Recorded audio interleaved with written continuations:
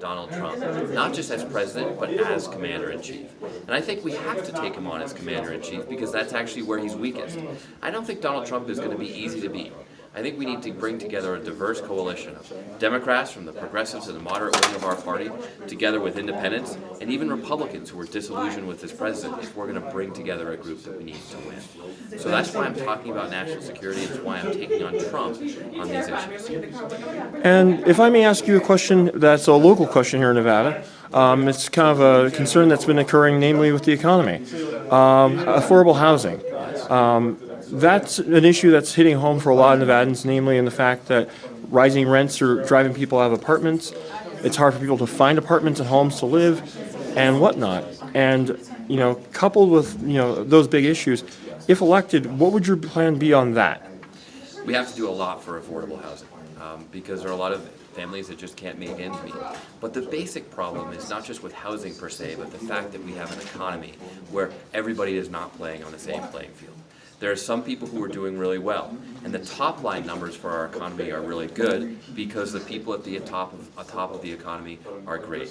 But the teachers who are driving Uber in the mornings or at night just to make ends meet, the people who can't afford to pay rent, the kids coming out of college who are going back to home to live with their parents because they can't afford to live. They're people who are not doing well in this economy. We need to do a few things. First, we need to start by making sure that everyone is paying a fair tax rate. Right now, some of the biggest corporations on the planet, like Amazon, are paying lower taxes than average Americans. Second, we need to invest in infrastructure because that will create jobs and it will also help build the transportation systems and other things we need to improve access to housing. Third, we need to invest in national service, which is why I've announced an ambitious program for national service to help give young people the skills they need to compete in the new economy. So that's part of my economic plan, to not only address housing, but to make everything in life more affordable and to grow the middle class. And I'll swing it right back home to Nevada again.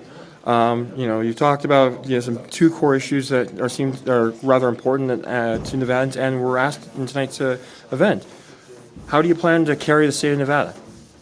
So I'm going to start by doing things like this, by meeting voters where they are. This is a grassroots campaign based on service, based on patriotism.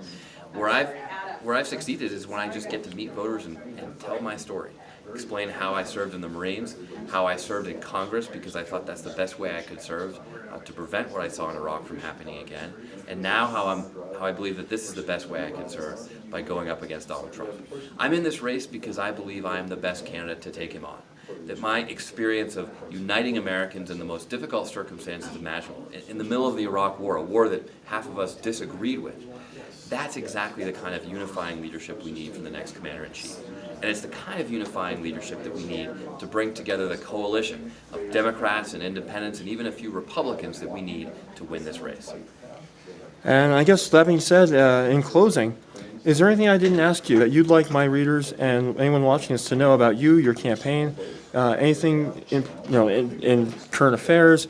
I just want you to know that I am proud to serve this country. I've been proud to serve it in the past, and I would be proud to serve as your next president of the United States.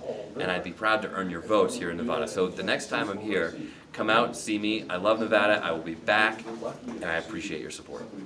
Congressman, thank you again for your time. Thank you. And I apologize, I butchered the first part of the video part of this interview because I forgot to turn it on, but thank you for enduring me nevertheless. Okay. No